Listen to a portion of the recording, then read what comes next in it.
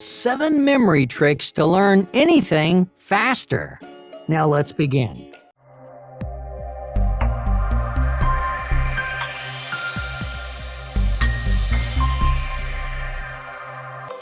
Number 1, the production effect. Have you ever locked your car only to forget 5 minutes later whether you locked it or not? Why do we have so much trouble remembering such obvious things? Well, your memories are separated into 2 different categories: implicit and explicit. Implicit memories are things you remember unconsciously. You don't recall brushing your teeth or eating breakfast most mornings because you do these activities without thinking. Explicit memories, on the other hand, are things we consciously remember.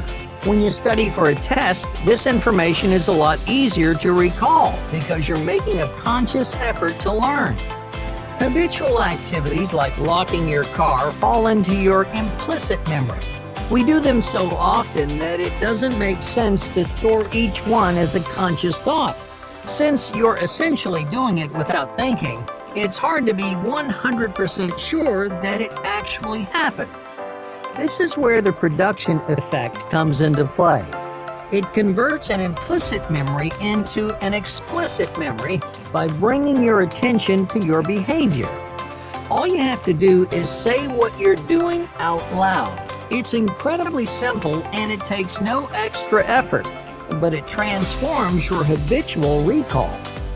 A 2010 study tested this exact phenomenon.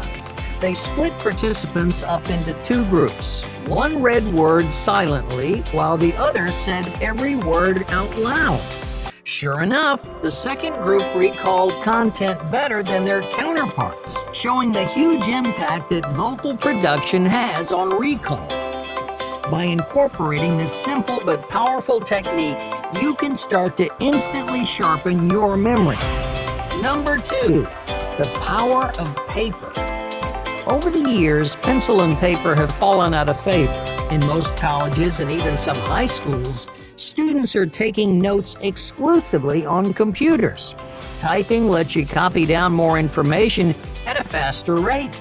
But what if typing your notes is making it harder for you to learn?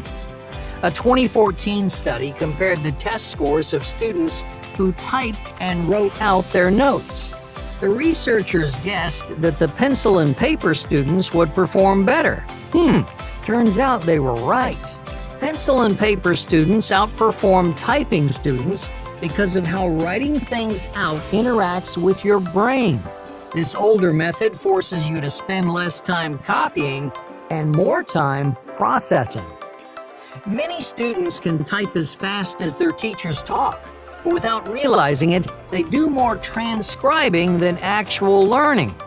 Because pencil and paper is slower, you have to constantly condense and restructure new information. In other words, you get a deeper understanding by writing less. Pencil and paper also gets rid of the most detrimental key on the keyboard: delete. You need to be able to make mistakes while you learn. When you type, it's too easy to mindlessly erase errors without understanding what was wrong. On paper, you're forced to make physical corrections. That way, you're learning from your mistakes instead of pretending that they never happened.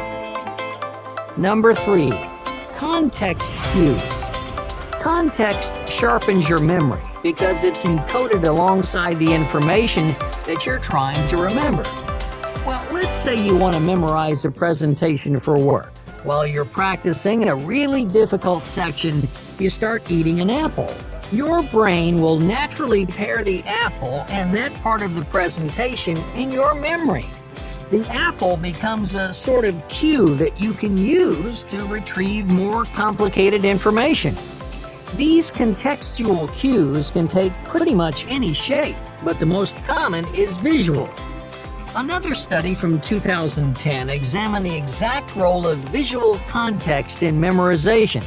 The researchers gave each participant a set of words to remember. Each word was paired with a certain type of picture. Group 1 saw pictures of normal faces, while Group 2 saw pictures of scrambled faces.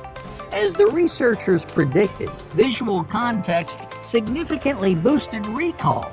The first group who saw pictures of normal faces had a much easier time remembering their list of words. In each of these examples, there's been a noticeable stimulus, but context cues will work either way. The uniqueness of cues, like the apple or the picture, didn't actually matter. So you don't have to do a bunch of weird stuff while you study just to improve your memory. Your brain encodes all types of context in the same way. So all you have to do is be aware of your environment. Number 4. Spacing effect. Every student has been told at some point not to cram right before a test. Yet, we've all done it anyway. You've known about the test for weeks, but try to relearn an entire semester's worth of information in 24 hours. How does this strategy usually play out? Well, you end up only remembering a fraction of what you studied, and your brain gets so overwhelmed and exhausted that it can't perform.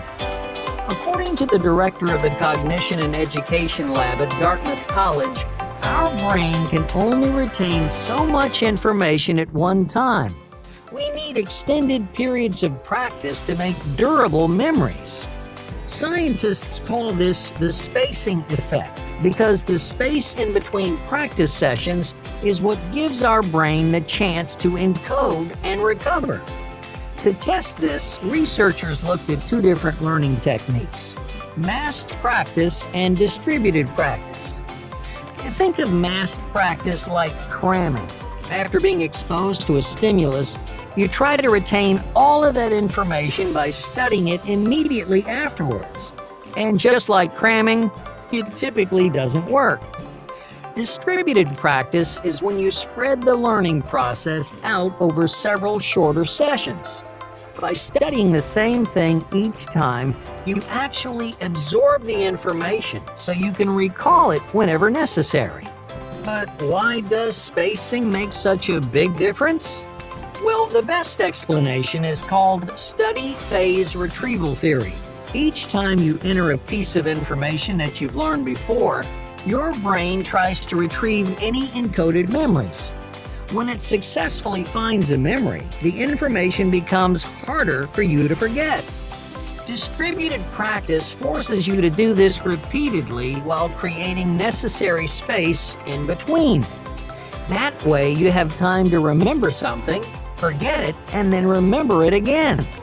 Each time the information becomes more pronounced, it becomes easier and faster to recall because it's sitting closer to the surface of your memory. Number 5. Mental stretches. Why do athletes always stretch or jog before practice? Well, a good warm-up gives your muscles the flexibility and strength to perform at their best. Now, for most people, this is second nature. Obviously, you can't just start sprinting right off the bat. So, why do you expect your brain to do the same thing? Like any muscle, your brain needs the right warm-up to maximize its potential. It can't go from 0 to 100 instantly. You can't transition from watching Netflix to learning some complex concept. If you do, you're going to feel hazy and slow. You're going to have a hard time absorbing information because your brain just isn't ready. You can use mental stretches to prepare your brain to work, think, and encode memories efficiently. Mental stretches are low-intensity games that gradually get your brain up and running. Concentration is a great example. Not only is it quick and relatively fun, but it also focuses on boosting your ability to retain information. Just make sure you aren't going too hard too fast. Mental stretches shouldn't make you feel cloudy or cluttered. If your warm-up is too intense, your brain will start feeling fatigued way faster than normal. Always keep things fun and simple to see improvements in your cognitive performance. Number 6.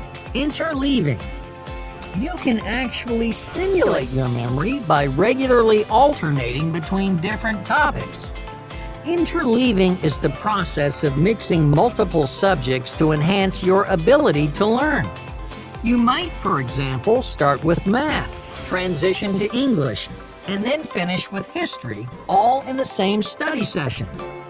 On the surface, interleaving sounds pretty inefficient. It's exactly the opposite of blocking, which is probably the most common learning technique out there. Blocking is when you dedicate an extended period of time to only one subject. You might spend Monday on math, Tuesday on English, and Wednesday on history. Blocking makes more sense to most people, but interleaving is actually more effective. Rotating between topics forces your mind to stay active and adaptable. When you only learn one thing at once, your brain slacks off. It pays less attention because things are getting easier and more repetitive. By jumping from subject to subject, you force your brain to completely shift gears each time. These smaller, hyper-efficient chunks are easier to learn from because they offer more of a unique challenge. But that isn't even the best part of interleaving. This learning technique compels you to draw broader connections in a way that blocking never will. You're giving your brain the opportunity to see the bigger picture, to not only understand what something is, but also where it fits into the field as a whole. Number 7. Self-testing. Self-testing is another effective way to boost your memory. Once you think you have something memorized, you shouldn't wait until your exam or presentation to test whether or not you studied enough. Put yourself to the test beforehand to get an idea of how well you actually know the content. 9 times out of 10, you'll discover you're not as prepared as you thought. Luckily, self-testing shows you exactly where you're weakest. It tells you what you need to relearn, but only if you do it right. Your tests won't do anything for you if you let yourself cheat. For example, when you're using flashcards, don't flip over the card before you answer. It's tempting to make excuses like, "Oh, yeah, that's what I meant," but you're only hurting yourself. Look, if you can't get the right answer in this low-stress situation, there's no way you will when the pressure's on. To make sure this doesn't happen, try to write down or say your answers out loud. It's easier to let an incorrect answer slip by when the test is in your head. Hey, thanks for watching. Be sure to subscribe because more incredible content is on the way.